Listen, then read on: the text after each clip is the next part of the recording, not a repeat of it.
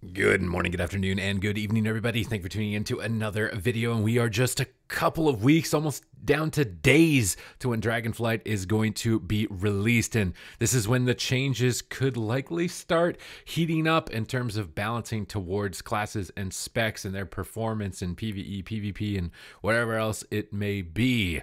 This is the time to keep up to date with what's going on. And if you want to make sure that you're always up to date, then do hit the subscribe button, as I do relay these updates basically as they are available. You'll always be ahead of the competition, and that is my aim, to be a resource for you to always be ahead of the competition in my long-term goal of getting to 100,000 subscribers. And I would appreciate your support along the way in that journey. So with these changes coming through, these ones are obviously focused heavily on PvE, but do have some pretty big implications in PvP as well. The main focus of the post appears to be around capping certain AoE abilities that were not previously capped, which was likely leading to these specializations doing a lot of excessive damage due to, the nature of things like Mythic Plus being about grouping lots of mobs together and doing a bunch of damage to lots of mobs. So this could likely rein in a lot of specs that were outperforming others, while also buffing some specializations that were underperforming. And this is where the implications can definitely carry over more into PvP.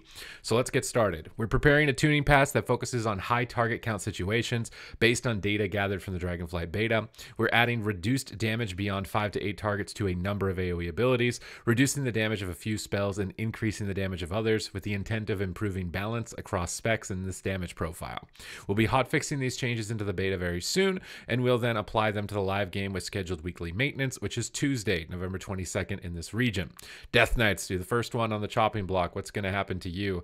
Epidemic is now going to be dealing reduced damage beyond 8 targets, and Bursting Swords damage will also be reduced by 10%. So a lot of AoE focused, likely not big implications in PvP. Or single target situations, definitely falling in line with what they were trying to achieve. For Demon Hunters, Immolation Aura is also now going to be dealing reduced damage beyond 8 targets, and Fell Rush will now also deal reduced damage beyond 5 targets.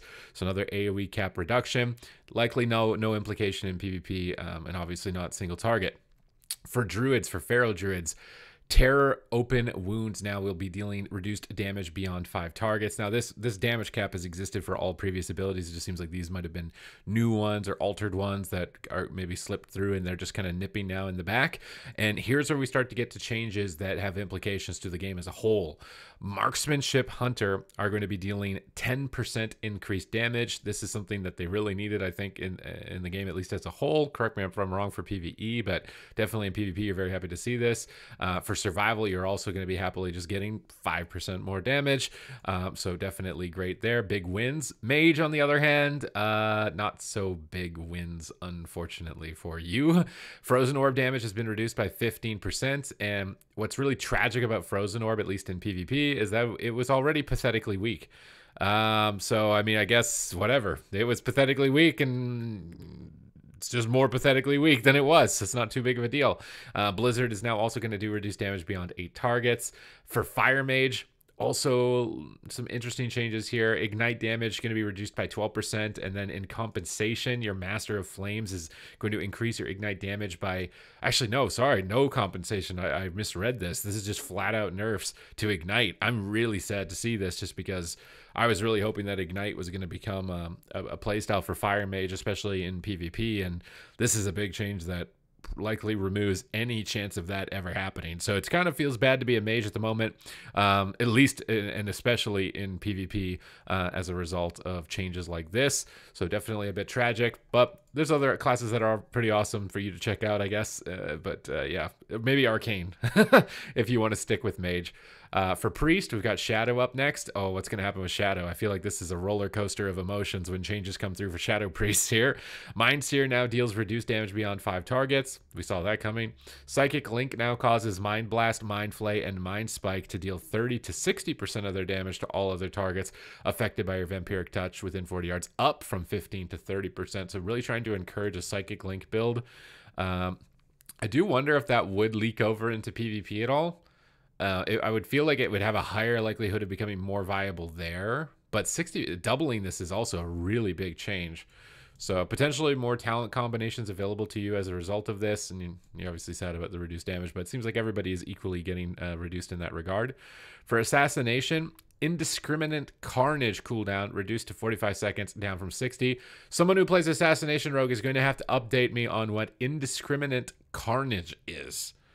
I mean, it's reduced, so I'm assuming this is a buff of some kind, but I'm going to need that because I've literally never seen this icon before, name before. For Subtlety, Shuriken Storm damage getting buffed 10%. Shadow Strike damage getting buffed 10%. Black Powder damage buffed 5%. Secret Technique buffed 5%. Shadow Blades is going down to a 2-minute cooldown from 3 minutes. And they fixed an issue with a bug to deal with Subtlety Rogue. So Subtlety Rogue getting a lot of buffs here. And this is, again, big implications on PvP because you were really suffering in that regard. And I do wonder what a 2-minute Shadow Blades cooldown is really going to do for you. Not to mention this 10% Shadow Strike damage. Buffs all around for Subtlety. Very happy to see this. For Outlaw, Fatal Flourish, chance to restore energy has been reduced to 60% from 65%. Don't know how, honestly, how much of an implication this is going to have in the game as a whole. Just a minor, energy. Could it be a big thing in PvE, but in PvP, probably not too much. Enhancement Shaman. I don't know. I don't know if somebody just had a bad day. They ran across an Enhancement Shaman. They looked at them weird in the hallway. And that day when they nerfed you by 25% and it was just like, what? Everybody was just like, what? And then slowly now over time, maybe the Enhancement Shaman they crossed in the hallway that looked them the wrong way has been like sucking up to them a little bit because now they're getting their buffs. It was 10% buff last time. It's 5% this buff this time. So, you're starting to get back up there, hopefully. I felt bad for you guys on the Enhancement Shaman after seeing that. Now for Warlock, we've got Malefic Rapture. Now causes your active unstable afflictions to deal 8 to 13% additional damage, up from 5 to 10, up to 24 to 39, and was up from 15 and 30 for the rest of its duration. So Malefic Affliction... Sorry, not Malefic Rapture. Malefic Affliction is going to be doing a lot more damage this time around. Dread Touch now causes your target to take 30% damage from your damage over time effects for 6 seconds. I really like that. Doom Blossom damage increased by 15%. I'm going to be real. I don't remember what Doom Blossom is, but 15% to something sounds pretty good. Although maybe if it's something that's pathetically weak, it's not. For you Warlocks out there that know 100% what this is, let us know in the comments down below if this is a big deal or not. For Destruction Warlocks, 15% increased damage to Rain of Fire. I don't know if we're going to return you to the meme status you were at the end of Shadowlands in PvE at least. For PvP, this is probably next to nil. For a change overall. Demonology, Dreadbite is now going to be dealing reduced damage beyond 5 targets. Again, just clipping everything in line with each other. And for Fury Warriors, Odin's Fury is now also going to be dealing reduced damage beyond 8 targets. And Arms getting some love here. Marksman, Subtlety Rogue, Arms getting some love. Mages, on the other hand, maybe it's just time for mages to suck. I don't know if that's the approach to this, but well, for Arms, you're pretty happy about these buffs. Executioner's Precision now grants 35% increased damage per stack to Mortal Strike, up from 30%. Blood Surge now triggers 10% of the time, up from 7%. And Blade Storm is going to be doing 10% more damage. It's going to be increased to 60% from 50%. So some nice buffs here for Arm Subtlety and Marksmanship Hunter. Enhancement Shaman slowly getting restored back to where you probably should have not been removed from in the first place. And then just some overall AoE capping to a lot of specs and some unfortunateness for mages in this round of updates. But we haven't even seen any sort of like PvP specific changes. I'm not sure if after the play with the blues test that they did, they want to wait and let things kind of play through more, and then also wait for all of the raid changes that are still, as we can see, being made, and then changes also being in line with PvP making sense at the same time. So we'll have to wait and see. Either way, thank you very much for watching the video. I hope that you enjoyed this update, and I will catch you in the next video.